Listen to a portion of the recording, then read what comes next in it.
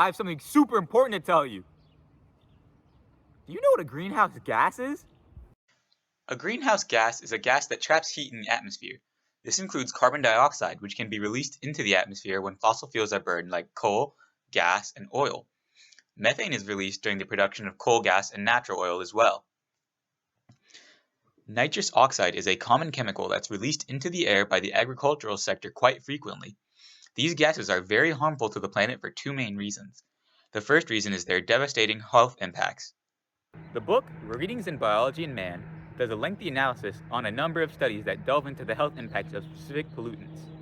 The author, Miguel Santos, does this in order to quantify the impact an abatement of pollution would have. Studies show the link between bronchitis and high concentrations of pollutions in the United States and England, among other countries. He also cites sources that prove a link between pollution and pneumonia, pulmonary tuberculosis, and lung cancer. On the basis of these multiple studies, Santos concludes that a significant reduction in air pollution could result in a 10 to 15% reduction in heart disease morbidity and mortality. Another article, Environmental Pollution and Control, discusses specific pollutants and their health impacts as well. The author, Nagdavi, researched the city of Delhi, India, to further examine the effects of rapid population growth. Delhi's population grew from 1.4 to 12.8 million from the period of 1951 to 1991. This rapid growth led to rapid urbanization, which led to its becoming one of the most polluted cities on the planet in the present day. This article includes a list of the most common pollutants in the city, their sources, and the common health effects associated with the pollutants. The first item listed is suspended particulate matter. SPM is emitted by open burning. There are often high concentrations of SPM in urban areas due to smoke and fumes caused by industrial and agricultural sector. Exposure to SPM is linked with premature death in people with heart and lung disease, aggravated asthma, irregular heartbeat, and decreased lung function. The second pollutant is sulfur dioxide, which can be emitted during power generation and by diesel engines. Sulfur can also damage your lungs and eyes. The next chemicals are nitrous oxygen and carbon dioxide, which will damage your respiratory system and are linked with cancer. While these health effects may sound frightening, the city of Delhi has made substantial progress in lowering emissions. I'll circle back to this article when discussing my proposed solutions for lowering emissions levels. Now, I know a few of you may be wondering why I'm wearing a different t-shirt and have switched locations. And to that I say, hey, pay attention, that's super unimportant and completely irrelevant. The second reason why fighting toxic air pollution is so critical is to prevent climate change. Researcher Thomas Carl states that the main source of global climate change is human-induced changes in the atmospheric composition. It's evident that these gases emitted by cars, industry, and agriculture have a noticeable and measurable impact on the planet's temperature. Moreover, he continues to state that given what has happened to date and is projected in the future, substantial further climate change is guaranteed. The rate of change can be slowed, but it's unlikely to be stopped in the 21st century, even if we take immediate action. The planet could be dealing with consequences of the current pollution emissions for decades. These consequences include sea levels increasing substantially due to melted ice water, coral reef degradation due to temperature, increased flood risk, and animals at risk of losing their habitats. Given the severity of the consequences, it's best that global leaders take action promptly. The top countries in terms of CO2 emissions are the United States, India, and China. Here's a list of actions that these national governments can take right now in order to lower emissions output to protect global health and reduce climate change. When it comes to reducing emissions, specific policies have been shown to be most effective.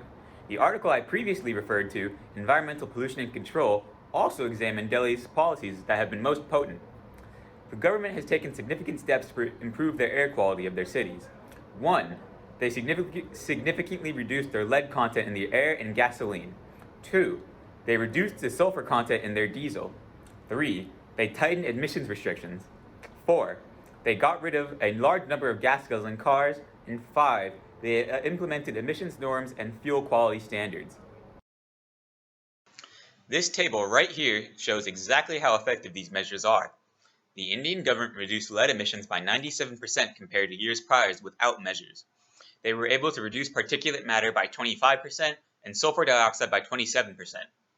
They also made progress in reducing carbon emissions and overall dramatically reduced their total emissions load. What this shows is that if the US and Chinese governments adopted similar policies, the globe could see a significant decrease in concentration of toxic pollutants. The article Environmental Health Perspective quantifies the impact of more policy ideas. They evaluated the impact of 2,000 climate measures defined in the International Institute for Applied Systems Analysis Greenhouse Gas and Air Pollution Interactions and Synergy Model and grouped them into 3 policy outcomes and weighed those outcomes against each other. The measures being tested included diesel particle filters for off-road diesel vehicles, clean burn stoves, eliminating high-emitting vehicles, and countless other ideas. Their results show that the highest number of prevented deaths can be attributed to policies group BC1, which includes measures shown on this slide. They conclude that these measures could prevent 0.04 to 0.52 million annual premature deaths. In agreement with this study, I advocate for India, China, and the United States implement diesel particle filters, clean burn stoves, and other black carbon mitigation measures detailed in this article that have been proven to be very effective. A third article titled Taxing Sulfur Dioxide Emissions does an in-depth analysis on China's specific pollution issues. Similar to India, China went through a period of rapid economic growth that led to an increase in concentrations of pollutants in the atmosphere. The problem is so evident that on days with higher concentration of sulfur dioxide in the atmosphere, Chinese hospitals have reported higher instances of hospitalization for cardiac disease. This article analyzes 2 types of corporate taxes that can be used to lower sulfur emissions: a direct tax and an indirect tax. A direct tax places taxes directly on sulfur emissions. They conclude that an indirect tax, i.e., a tax where different sulfur energy outputs are taxed at different rates, is most effective in improving Chinese health outcomes. They estimate that implementing an indirect tax would significantly decrease hospitalizations, decrease premature deaths, and decrease hospital admission expenditure. Now, my last solution outside of policy is technology. The Green Environment Facility is just one organization that is dedicated to addressing global warming and promoting green technologies in developing countries. By 2035, the global energy demand will grow by 50%, which means that there needs to be a sustainable way to provide the human population with energy. This organization promotes private sector engagement and investment in low carbon technology. The GEF focuses on 4 key areas to create sustainable cities: electric driving and mobility technology, decentralized renewable energy, clean technology innovation, and adoption of energy efficient technology. Green technology includes 2 main categories. Clean technology must come from emissions-free sources. This includes solar power, hydroelectric energy, wind, and nuclear energy.